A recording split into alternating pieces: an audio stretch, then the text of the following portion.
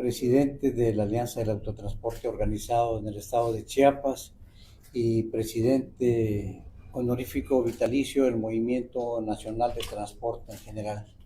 Conta, pues ya prácticamente hay una nueva imagen en la Secretaría de Transporte. ¿Qué se esperaría ya con este nuevo inicio de año? Bueno, en principio debo empezar por reconocer la visión que tuvo el señor gobernador de poner como titular de la Secretaría de Movilidad y Transporte a una dama, porque pues es la etapa en donde las mujeres están sobresaliendo y que están haciendo pues un excelente papel y una vez reconociendo ahí la visión del señor gobernador, compartir con ustedes que ya tuve la oportunidad de tener ya varias reuniones con ella, a grado tal que incluso hemos estado trabajando hasta los fines de semana, sábados y domingos.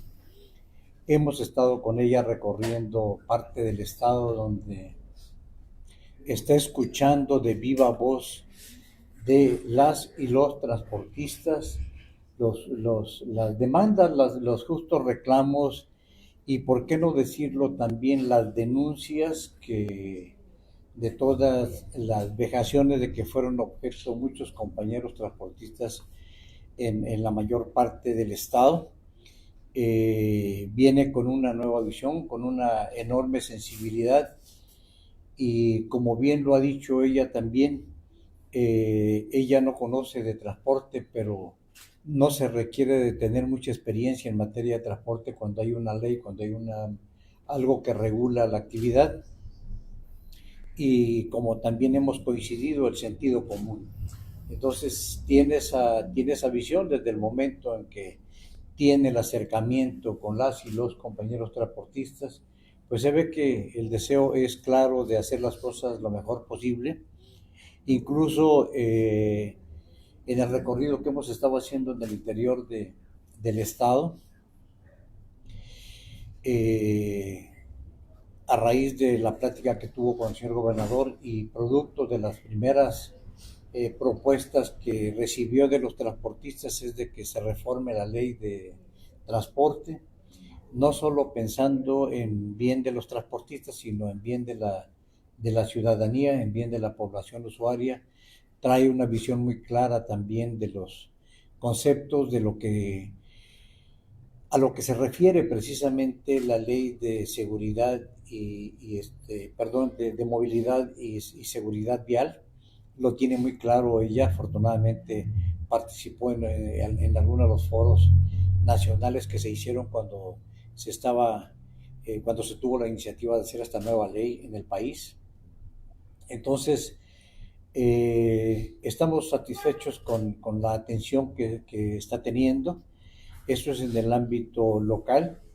En el ámbito nacional, permítanme comentarles de que el día 9 y 10 de este mes, en esta misma semana, llevaremos a cabo el cambio del Consejo Directivo Nacional del Movimiento Nacional de Transporte en general, en donde se queda uno de mis vicepresidentes, de las personas que mayor esfuerzo ha demostrado en este caminar, y se lleva a cambio el cambio del Consejo Directivo, y posiblemente en 2 o 3 meses más se realice también el cambio del Consejo Directivo Nacional de la Confederación Nacional de Transporte Urbano y Suburbano, de la cual el servidor de ustedes es vicepresidente actualmente de la Confederación.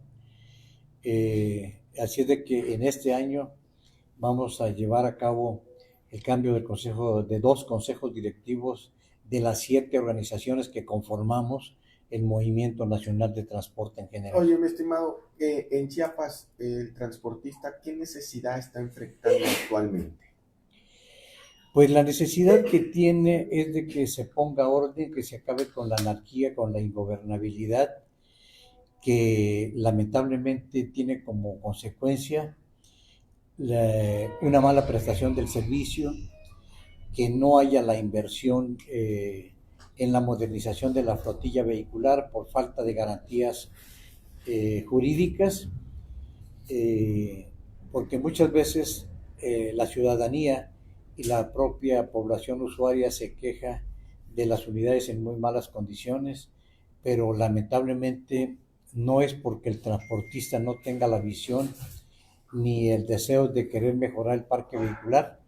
Desgraciadamente, las autoridades mismas en el pasado han promovido el transporte pirata, que se convierte, que al principio se convierte en una competencia desleal y que al final viene siendo una competencia ruinosa, y eso es lo que no permite que los compañeros hagan el compromiso para renovar el parque vehículo, porque no hay esa certeza de que vayan a recuperar la inversión.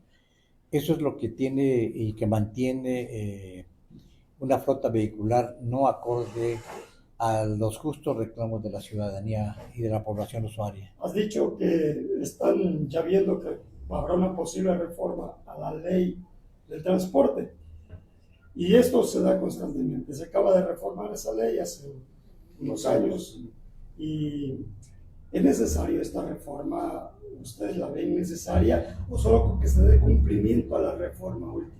No, lo que pasa es de que la ley que está vigente actualmente fue hecha expresamente para que tuvieran margen de hacer los grandes negocios el titular de la Secretaría de Movilidad y Transporte. Nosotros le dimos por llamar la ley Garrote, la ley del embudo, que nada más los únicos que no podían opinar en materia de transporte en esa ley son los auténticos transportistas, que son los que invierten, que son los que deberían opinar en ese sentido, son los únicos que no tienen ni derecho a voz. Digo, derecho a voz, y hasta eso muy selectivo. Fue expresamente hecha esa ley de esa manera, y lo que queremos es de que haya transparencia. Al hacerlo de manera transparente, como se hacía anteriormente a través de los consejos consultivos, en donde se hacía en lugares abiertos, en donde el solicitante pasaba y acreditaba ser un verdadero trabajador del volante, no un funcionario público como se dio en los últimos concesionamientos, que prácticamente fueron beneficiados. El 80% de lo que se dio con Aquiles Espinosa, el 80% fueron de funcionarios públicos o de la iniciativa privada que tuvo recursos para sobornar a los funcionarios públicos, y una mínima parte para el verdadero trabajador del volante. Es una realidad, porque así fue hecha la ley. Al menos cuando se vino el cambio cuando renuncia Aquiles Espinosa, las cosas se transparentaron un poquito más. No se hicieron de maneras públicas, pero al menos no hubo tanto exceso, tanto abuso de poder como ocurrió en el periodo que estuvo Aquiles Espinosa. En este contexto actual de cambio de año y mucho ruido con multas en la capital chiapaneca, su opinión al respecto sobre el 40% que anunció el gobernador, y que han dicho que no está en firme, pero hay dimes y diretes en esa parte. Mientras tanto, la ciudadanía está preocupada por las posibles extorsiones. Ustedes, como transportistas, como trabajadores del volante, se ven más expuestos a ellas. Bueno, yo creo que de hecho las medidas que se han adoptado no son del todo mal, porque no estamos acostumbrados a respetar el reglamento, a respetar las leyes, y eso mismo induce a cometer y a elevar el índice de accidentes. Entonces, yo creo que si es en materia de para que estemos en orden, trabajemos y respetemos las leyes, pues yo estoy de acuerdo. Sencillamente con que no las violemos y no seremos objeto de las sanciones. Pero también debo recalcar, hay exceso y abuso en algunos agentes de tránsito que con un mínimo detalle, entonces que no se están aplicando los criterios. En eso sí estamos en desacuerdo totalmente, porque entonces está sirviendo de pretexto para recaudar. Entonces, ahí sí, no, yo estoy de acuerdo con que se aplique la ley, pero que también se apliquen los criterios. Hay personas que nos ha tocado ver que nada más porque descienden para recoger algún objeto en algún negocio y de inmediato son infraccionados cuando se supone que es inmediato, es momentáneo. En esos casos yo creo que debería haber tolerancia, ¿no? En ese sentido, las mismas autoridades han señalado que más del 70% de las multas de las boletas de infracción que expiden los agentes de tránsito son discrecionales, que quiere decir que ellos interpretan el reglamento y deciden cuándo sancionar. Son por estos parabrisas que están, ¿cómo se llama? Rotos o polarizados, por temas así, no son cosas que verdaderamente pongan en riesgo a la población en la circulación vial. En esos casos es en donde estamos en desacuerdos, porque precisamente es ahí donde no se aplican los criterios, la tolerancia, porque también creo yo que como ciudadanos tenemos el derecho de que en primera instancia nos aperciban. Y si nos aperciben y si reincidimos, yo creo que ahí podrían llevar una estadística, deben llevar una base de datos de quienes, incluso nosotros hemos propuesto y estamos de acuerdo en que hasta se levanten las licencias de aquellos que son reincidentes, sobre todo en accidentes. Por ello, precisamente, nosotros hemos dicho, y uno de los reclamos que tenemos en contra de las empresas de aplicaciones tecnológicas que operan sin concesión, están en esa libertad. No es lo mismo el transportista que está legal, que está en una base de datos, que si comete algún ilícito, comete algún accidente, pues de inmediato se sabrá quién es el titular de la concesión, quién es el propietario y obviamente quién es el operador. Pero en el caso, por ejemplo, de las empresas de aplicaciones tecnológicas, pues nunca se sabe, porque el único que tiene el control son las empresas. Y lo peor, que es una fuga de divisas, por si ustedes no lo habían detectado de esa manera, porque se llevan entre el 25 y el 30% de cada servicio que presta un ciudadano que tiene su propio vehículo. Se llevan el 25 o el 30% sin invertir en un solo tornillo en México. Y se llevan, ahí hay fuga de recursos, porque se llevan ese dinero a países fiscales y que no quedan ni siquiera en nuestro querido país, México. Don Berzaín, en diciembre del año pasado se supone que terminaron de repartirse las concesiones. ¿Esperaría uno en consecuencia que ya no se permita el tema del pirataje? ¿Solicitaría usted que se reactiven estos operativos justo para ir poniendo orden en esa parte también? Es parte de los temas que hemos platicado con la actual titular, en donde nosotros estamos de acuerdo a cumplir con las normas, siempre y cuando la autoridad cumpla con sus obligaciones de hacer valer la ley. Eso es parte de los compromisos que tenemos y del cual nos sometemos totalmente a las reglas.